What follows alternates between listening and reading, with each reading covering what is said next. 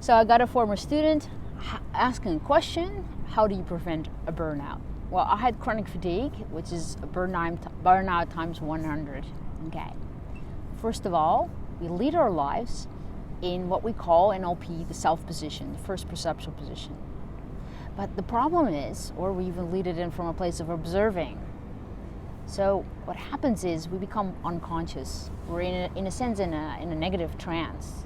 So we don't pay attention. So here's a string of techniques from NLP, positive psychology, as well as coaching, that will maybe help you sort of do an internal assessment. Okay.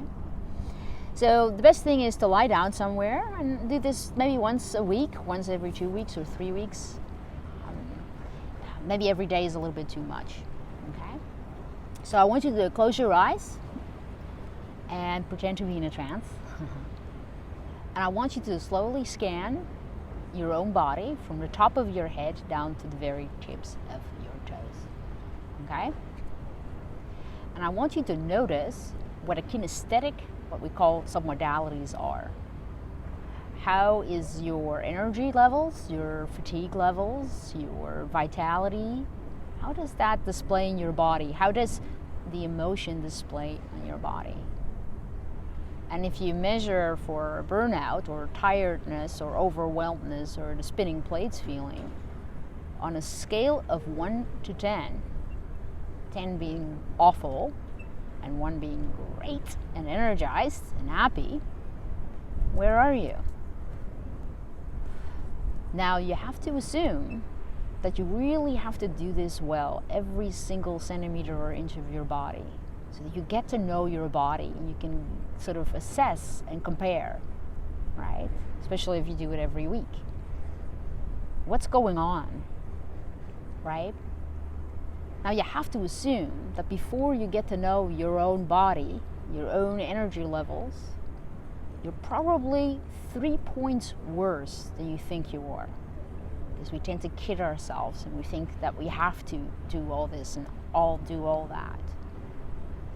I want you to ask yourself the question, how are you doing on positive emotions on a daily basis? How specifically are you doing feeling a sense of engagement and flow, where your highest of abilities also meet your own challenges, where time goes away? How specifically are the positive relationships working in your life right now? Are you leading a life of meaning and purpose at this moment in time? What about achievement and accomplishments? Whatever you value. Are you meeting those or not? And again, if you kid yourself, it's probably worse than you think it is.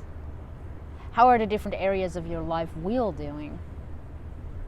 Where you live, your mental and physical health, personal development and spirituality, your career, finances, fun. Are you having any fun? Are you having any time off? Friends and family, significant other, and if you don't have a significant other, how content are you on your own? And try to answer these questions as honestly as possible from this position, looking through your own eyes. Right?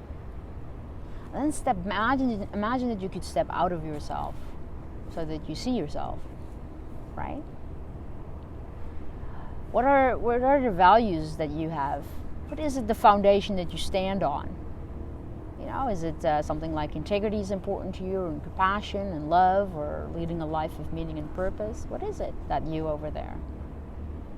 And study your own life in the last week, let's say, in the last time period, full and complete honesty, like you're a scientist, evaluating yourself. Whoops, that was my glasses.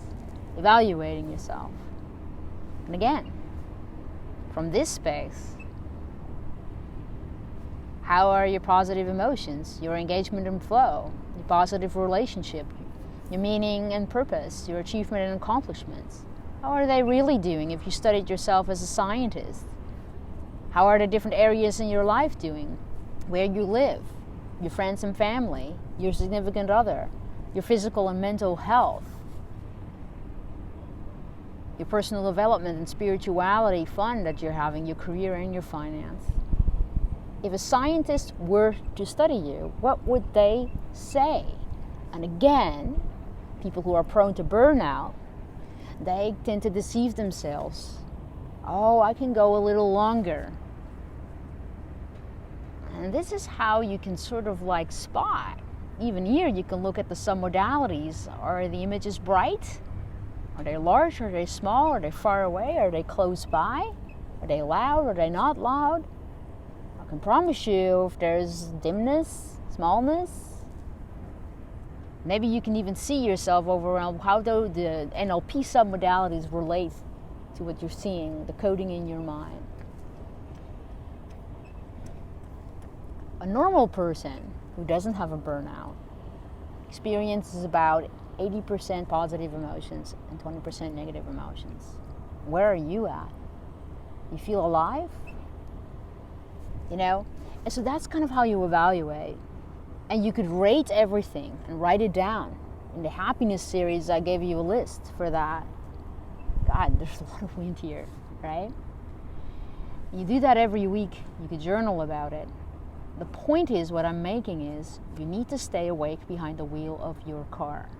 People who get a burnout, they're unconscious. They think that they can do longer. They think that they can do nothing about it. And I promise you, here's the thing. You will keep getting sick if you stay in the environment that made you sick in the first place. Does that make sense? So stay awake behind the wheel of the car.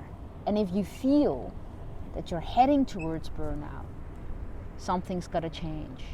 You need to set goals. You need to focus on how can I bring more rest, positive emotions, engagement and flow, positive relationship, meaning and purpose and achievement. How can I bring that back? You need to intervene, hire a coach, do work on yourself. And yes, I understand. You have an important job. You have children. You have all those things. But when you get a burnout, none of that is making any progress. And so stay awake behind the wheel of your car.